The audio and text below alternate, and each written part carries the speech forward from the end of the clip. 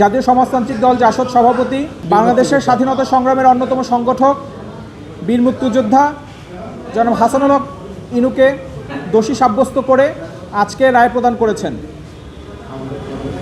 তার বিরুদ্ধে যে মোট 8টি অভিযোগ ছিল, 8টি অভিযোগের মধ্যে 5টি অভিযোগে ট্রাইব্যুনাল খালাস প্রদান করলেও 3টি অভিযোগে তাকে সাজা প্রদান করেছে, দোষী সাব্যস্ত করে সাজা প্রদান করেছেন।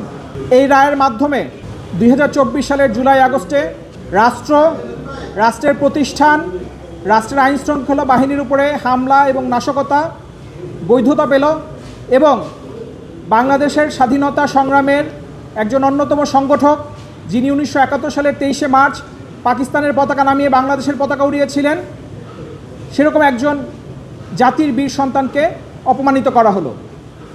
আমরা এই রায়ে সংক্ষুব্ধ এবং এই রায়ে তিনি ন্যায় বিচার পাননি বলেই আমরা মনে করি।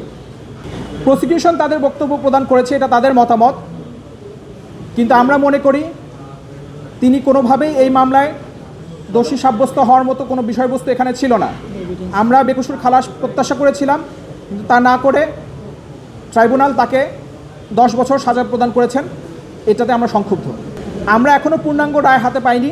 পূর্ণাঙ্গ রায় হাতে পেয়ে আমরা মামলার যিনি অভিযুক্ত তার সাথে পরামর্শক্রমে এবং আমাদের আইনজীবী, সিনিয়র আইনজীবী যারা আছেন তাদের সাথে পরামর্শ করে, পরিবারের সাথে পরামর্শ করে আমরা পরবর্তী পদক্ষেপ সম্পর্কে সিদ্ধান্ত গ্রহণ করব।